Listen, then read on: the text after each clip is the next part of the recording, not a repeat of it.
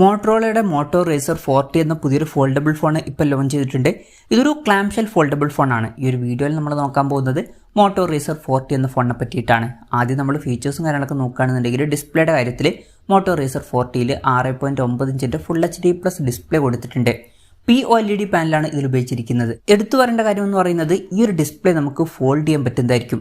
ഇതിൽ LTP എന്നുള്ള feature വരുന്നുണ്ട്. അതായത് റിഫ്രഷ് റേറ്റ് 1 ഹെർട്സിൻ്റെയും 144 ഹെർട്സിൻ്റെയും ഇടയിലായിട്ട് അഡ്ജസ്റ്റ് ചെയ്യാൻ കഴിയുന്നതായിരിക്കും.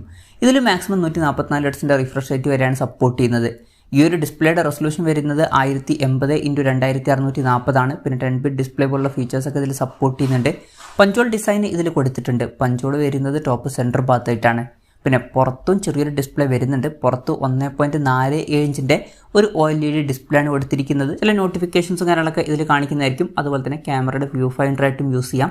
ബാക്ക് ക്യാമറ വെച്ചിട്ട് തന്നെ സെൽഫി ഫോട്ടോസും കാര്യങ്ങളൊക്കെ ക്ലിക്ക് ചെയ്യാൻ പറ്റുന്നതായിരിക്കും. പിന്നെ ഇതിൻ്റെ ഫ്രണ്ടിൽ ഗൊറില്ല ഗ്ലാസ് 7ൻ്റെ പ്രൊട്ടക്ഷനും കാര്യങ്ങളൊക്കെ കൊടുത്തിട്ടുണ്ട്. അപ്പം അത്യാവശ്യം തിരക്കേടില്ലാത്ത ഡിസ്പ്ലേ ഫീച്ചേഴ്സും കാര്യങ്ങളൊക്കെ ഈ ഒരു ഫോണിൽ വരുന്നുണ്ട് എന്ന് പറയാവുന്നതാണ്.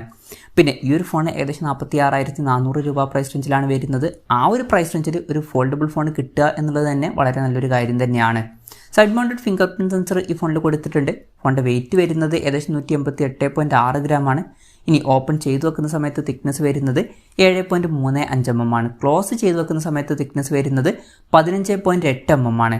ഈ ഫോണിൽ 7000 സീരീസിൽ വരുന്ന അലൂമിനിയം ഫ്രെയിമും കാര്യങ്ങളൊക്കെ കൊടുത്തിട്ടുണ്ട്. IP52 റേറ്റിംഗ് ഇതിൽ സപ്പോർട്ട് ചെയ്യുന്നുണ്ട്. ഇനി പ്രോസസ്സറിൻ്റെ കാര്യം പറയുകയാണെന്നുണ്ടെങ്കിൽ സ്നാപ്ഡ്രാഗൺ 7 Gen 1 എന്ന പ്രോസസ്സർ ഇതിൽ കൊടുത്തിട്ടുണ്ട്. ഇത് അത്യാവശ്യം തിരക്കേടില്ലാത്ത നല്ലൊരു 5G പ്രോസസ്സറാണ്. പിന്നെ ഈ ഒരു ഫോൺ 46,400 രൂപ പ്രൈസ് റേഞ്ചിലാണ് വരുന്നത്. ആ ഒരു പ്രൈസ് റേഞ്ചിൽ സാധാരണ ഫോണുകളുടെ കാര്യത്തിൽ ഇത് അത്ര മികച്ചൊരു പ്രോസസ്സറാണ് എന്ന് പറയാൻ പറ്റില്ല. പക്ഷേ ഇതൊരു ഫോൾഡബിൾ ഫോണാണ്. ഫോൾഡബിൾ ഫോണാണ് എന്നുള്ള കാര്യം കൺസിഡർ ചെയ്യുമ്പം ഈ ഒരു പ്രൈസ് റേഞ്ചിൽ ഇത് തിരക്കേടില്ലാത്തൊരു പ്രോസസ്സറാണ് എന്നൊക്കെ തന്നെ പറയാവുന്നതാണ്. പിന്നെ ഇതിൽ 5G സപ്പോർട്ട് കാര്യങ്ങളൊക്കെ വരുന്നുണ്ട്.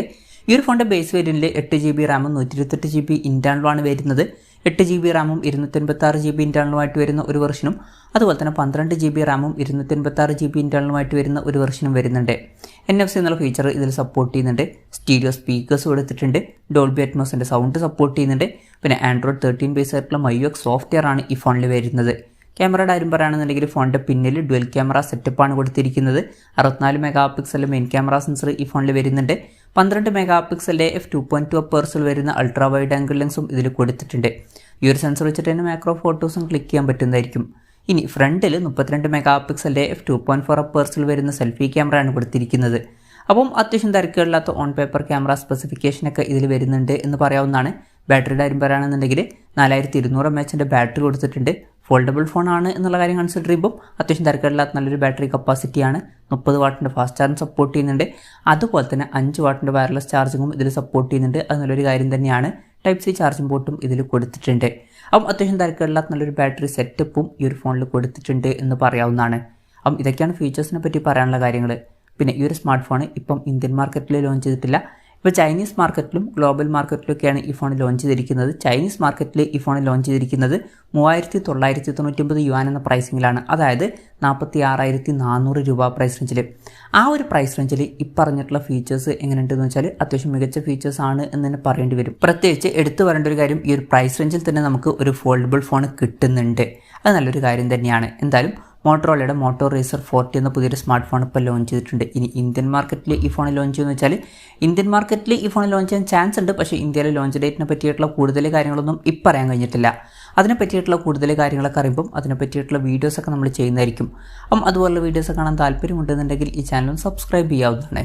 പിന്നെ ഇന്ത്യയിൽ ഈ ഫോൺ ലോഞ്ച് ചെയ്യുകയാണെന്നുണ്ടെങ്കിൽ വില കുറച്ചും കൂടി കൂടാൻ ചാൻസ് ഉണ്ട്. ചിലപ്പം വില ഒരു 50,000 രൂപ പ്രൈസ് റേഞ്ചൊക്കെ ആയിട്ട് എത്തിയേക്കാം. കൺഫർമേഷൻസ് ഒന്നുമില്ല, ജസ്റ്റ് നമ്മുടെ ഒരു എക്സ്പെക്ടേഷൻ പറഞ്ഞു എന്നേ ഉള്ളൂ. എന്തായാലും മോട്ടോ റേസർ 40 എന്ന പുതിയൊരു സ്മാർട്ട് ഫോൺ ഇപ്പോൾ ലോഞ്ച് ചെയ്തിട്ടുണ്ട്. ഈ ഒരു പ്രൈസിങ്ങിൽ അത്യാവശ്യം തിരക്കേടില്ലാത്ത നല്ല ഫീച്ചേഴ്സും കാര്യങ്ങളൊക്കെ വരുന്നതായിട്ടാണ് എനിക്ക് തോന്നിയിട്ടുള്ളത്. ഈ ഒരു പ്രൈസ് റേഞ്ചിൽ തന്നെ നമുക്ക് ഒരു ഫോൾഡബിൾ ഫോൺ കിട്ടുന്നുണ്ട്. എന്തായാലും മോട്ടോ റേസർ 40 എന്ന ഫോണിനെ പറ്റിയിട്ടുള്ള നിങ്ങളുടെ അഭിപ്രായം ജസ്റ്റ് ഒന്ന് കമൻറ്റ് ചെയ്യുക. അതുപോലെ തന്നെ ഈ ഒരു സ്മാർട്ട് ഫോൺ ഇന്ത്യൻ മാർക്കറ്റിൽ നിങ്ങൾ ഏത് പ്രൈസിങ്ങിലാണ് എക്സ്പെക്റ്റ് ചെയ്യുന്നത് എന്നുള്ള കാര്യം കൂടി ജസ്റ്റ് ഒന്ന് കമൻറ്റ് ചെയ്യുക.